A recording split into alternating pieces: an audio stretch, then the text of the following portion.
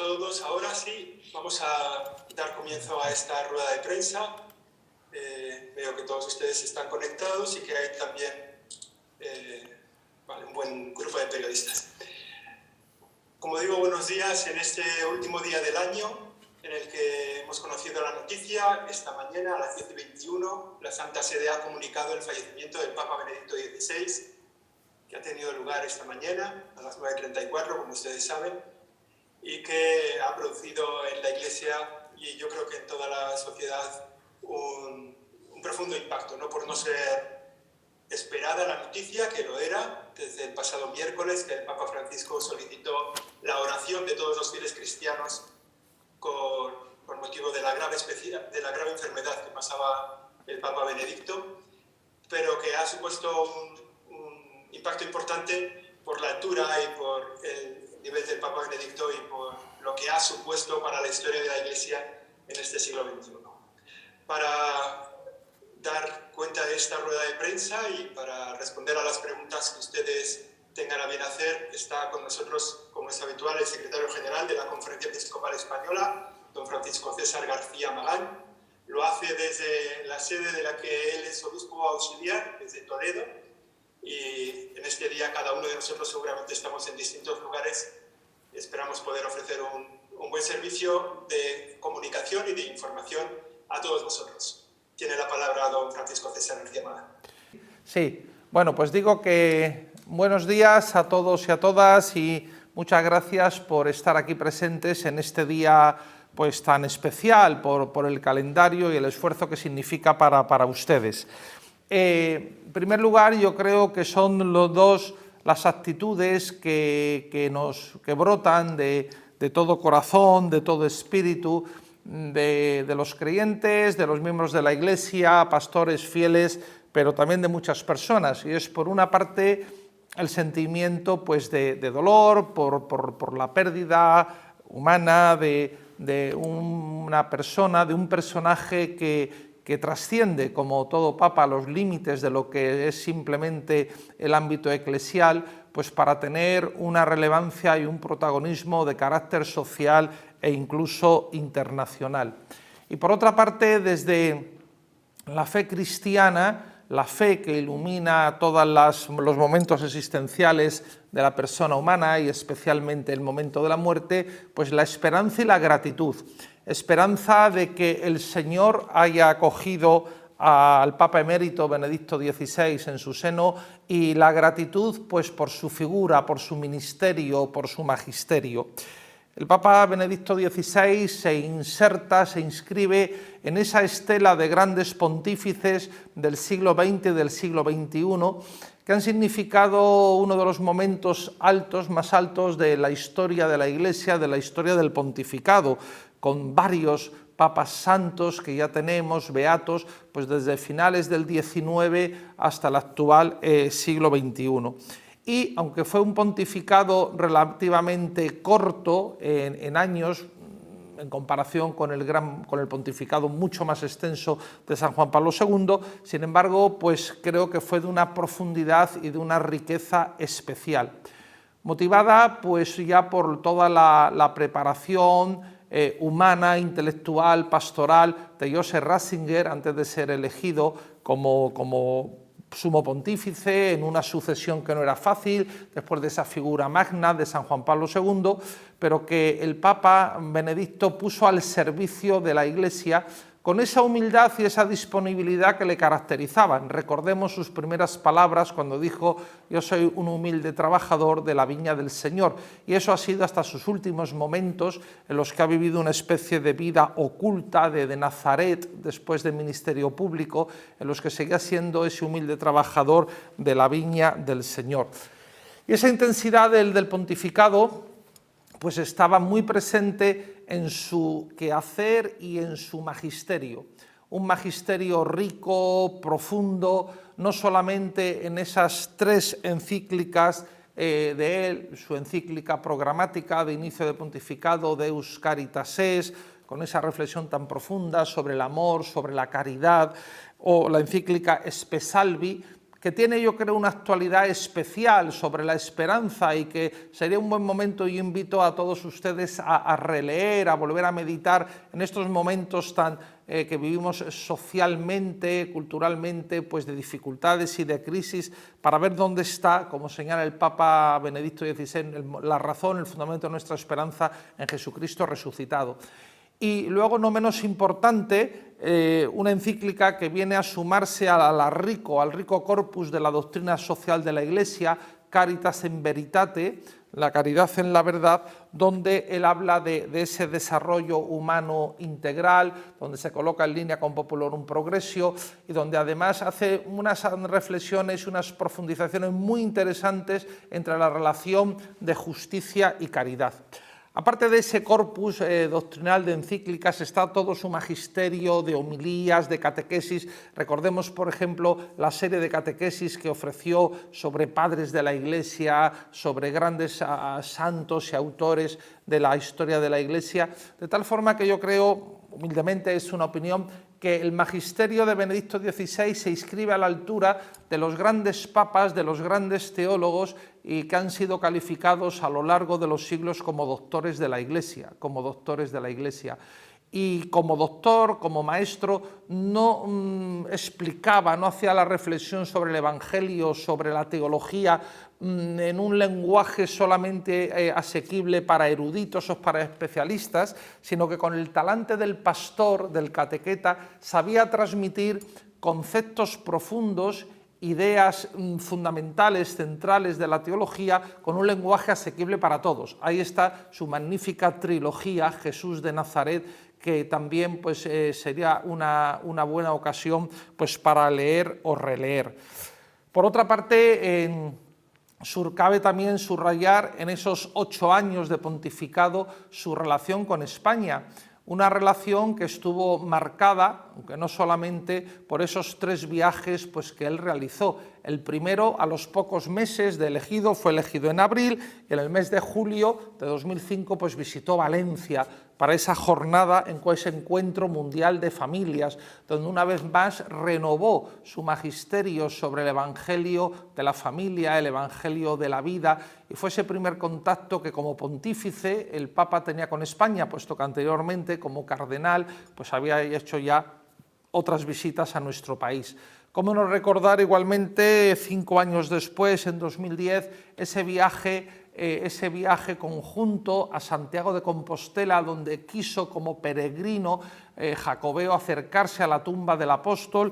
El Papa Ratzinger, también de los denominadores comunes de su pontificado y de su magisterio, fue esa rica reflexión, ese corpus doctrinal sobre Europa, en esa relación entre catolicismo, cristianismo, las raíces cristianas y Europa como fundamentales para la identidad y para el ser de esta civilización europea, de este continente. Y luego en ese mismo viaje también la visita a Barcelona, con la consagración del templo de la Sagrada Familia, donde también puso de manifiesto otro de los aspectos muy desarrollados en el magisterio de Benedicto XVI, que es la relación fe-cultura, y cómo la fe, para que fuera integral, para que fuera plena, tenía que hacerse cultura, impregnar una cultura y hacerla rica.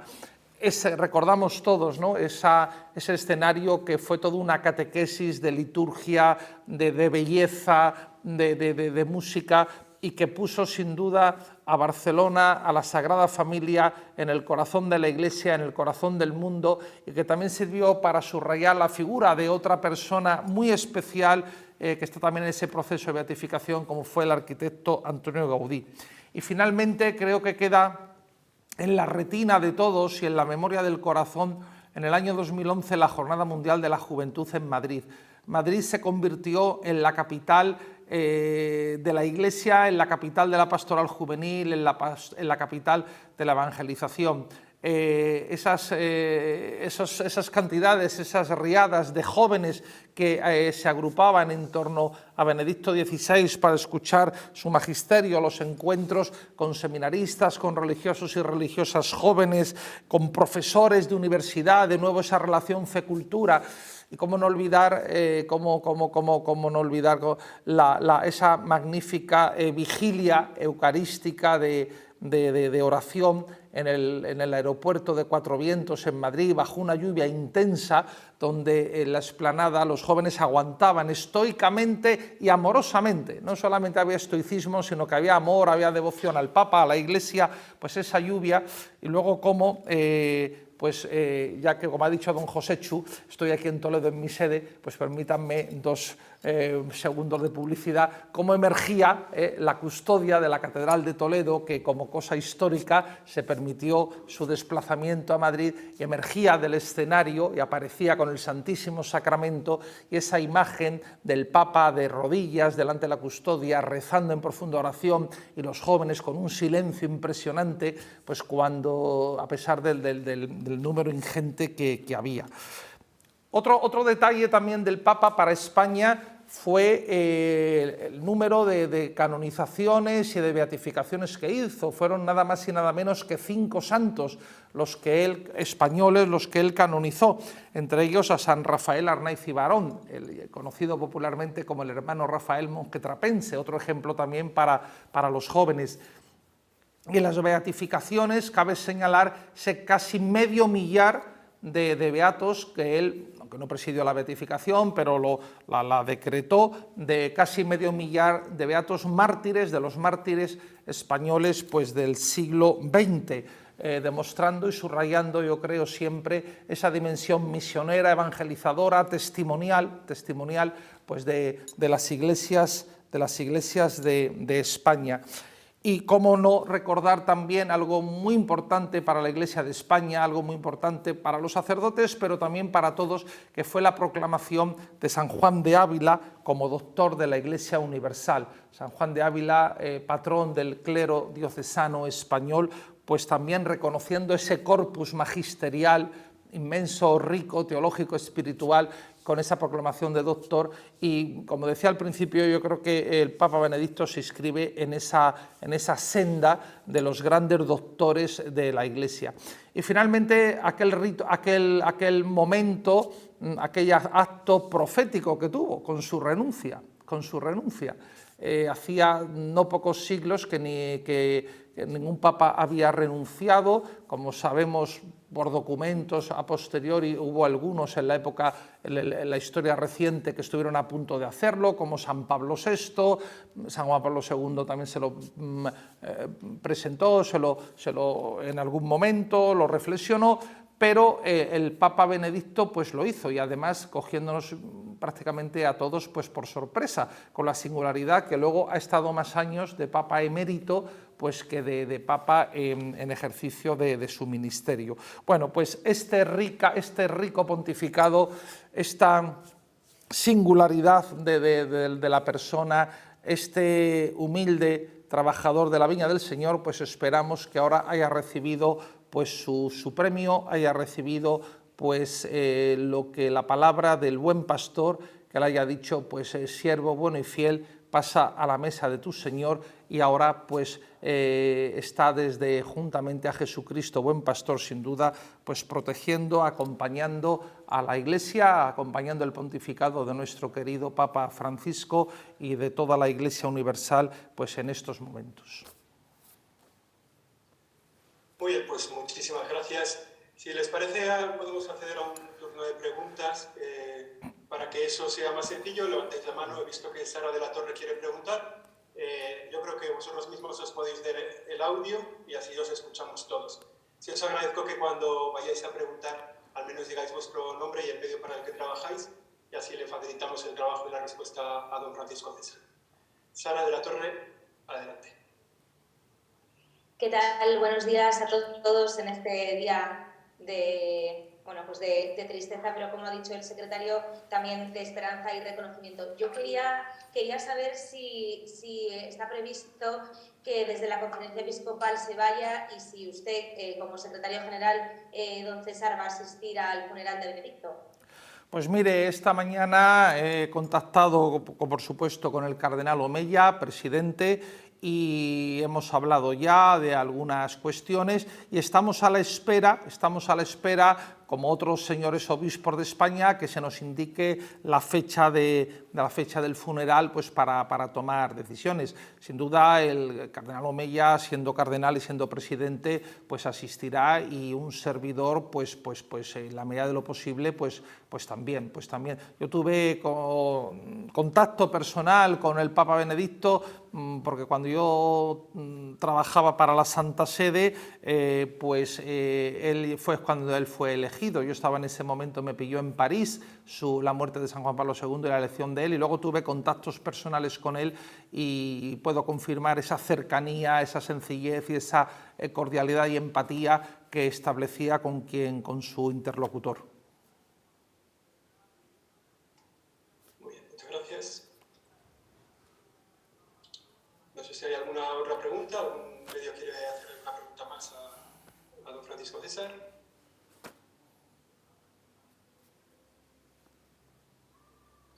Muy bien, pues entonces si tienen ustedes ya la información precisa, nosotros seguiremos enviando información. También enviaremos para los medios audiovisuales, enviaremos un WeTransfer con esta rueda de prensa en formato que puedan ustedes emitir, y si estamos a su disposición para cualquier necesidad que tengan ustedes en estos días de información, seguiremos informando.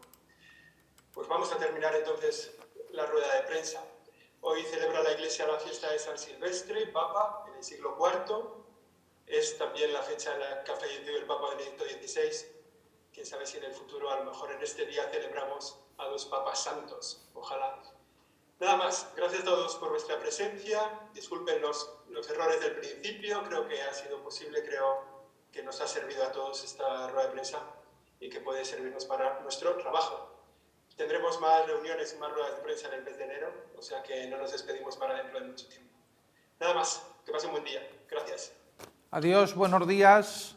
Y bueno, también dentro de esta circunstancia les deseo a todos, aprovecho para desearles a todos ustedes pues un feliz año 2023 y lleno de las bendiciones del Señor para ustedes, para sus familias y también pues para todas nuestras iglesias y para toda la sociedad española. Gracias, buenos días. Bueno, una pregunta, es que, perdón, que no podía activar el audio, soy Laura de Europa Press. Ok. ¿Puedo preguntar? ¿Me da tiempo? Sí.